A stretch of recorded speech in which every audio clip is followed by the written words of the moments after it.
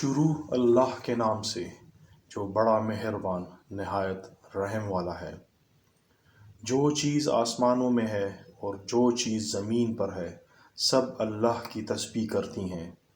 اسی کی سچی بادشاہی ہے اور اسی کی تعریف لامتناہی ہے، اور وہ ہر چیز پر قادر ہے۔ وہی تو ہے جس نے تم کو پیدا کیا، پھر کوئی تم میں کافر ہے اور کوئی مومن، اور جو کچھ تم کرتے ہو اللہ اس کو دیکھتا ہے۔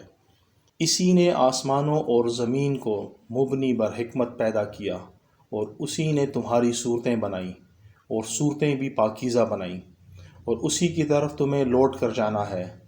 جو کچھ آسمانوں اور زمین میں ہے وہ سب جانتا ہے، اور جو کچھ تم چھپا کر کرتے ہو اور جو کھلم کھلا کرتے ہو اس سے بھی آگاہ ہے، اور اللہ دل کے بھیدوں سے واقف ہے۔ کیا تم کو ان لوگوں کے حال کی خبر نہیں پہنچی جو پہلے کافر ہوئے تھے؟ تو انہوں نے اپنے کاموں کی سزا کا مزہ چکھ لیا، اور ابھی دکھ دینے والا عذاب اور ہونا ہے۔ یہ اسی لیے کہ ان کے پاس پیغمبر کھلی نشانیاں لے کر آئے تو یہ کہتے کہ کیا آدمی ہمارے ہادی بنتے ہیں؟ تو انہوں نے ان کو نہ مانا اور منہ پھیر لیا، اور اللہ نے بھی بے پرواہی کی، اور اللہ بے پرواہ اور سزاوار حمد و ثنا ہے۔ جو لوگ کافر ہیں ان کا اعتقاد ہے کہ وہ دوبارہ ہرگز نہیں اٹھائے جائیں گے۔ کہہ دو کہ ہاں ہاں، میرے پروردگار کی قسم تم ضرور اٹھائے جاؤ گے، پھر جو کام تم کرتے رہے ہو وہ تمہیں بتائے جائیں گے، اور یہ بات اللہ کو آسان ہے۔ تو اللہ پر اور اس کے رسول پر اور قرآن پر جو ہم نے نازل فرمایا ہے ایمان لاؤ، اور اللہ تمہارے سب اعمال سے خبردار ہے۔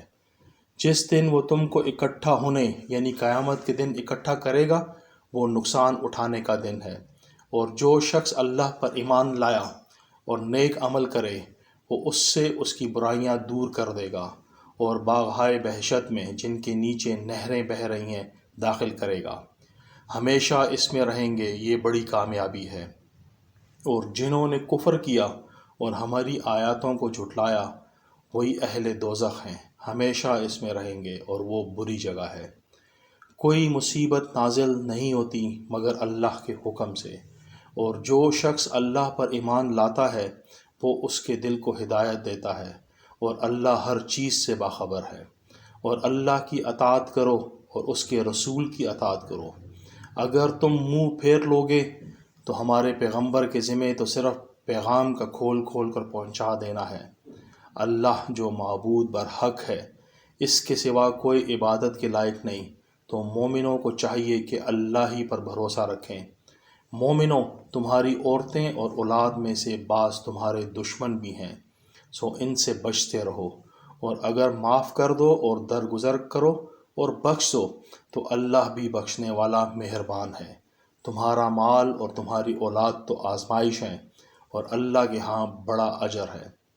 سو جہاں تک ہو سکے اللہ سے ڈرو اور اس کے احکام کو سنو اور اس کی فرما بردار رہو، اور اس کی راہ میں خرچ کرو، یہ تمہارے حق میں بہتر ہے۔ اور جو شخص طبیعت کے بخل سے بچایا گیا تو ایسے ہی لوگ راہ پانے والے ہیں۔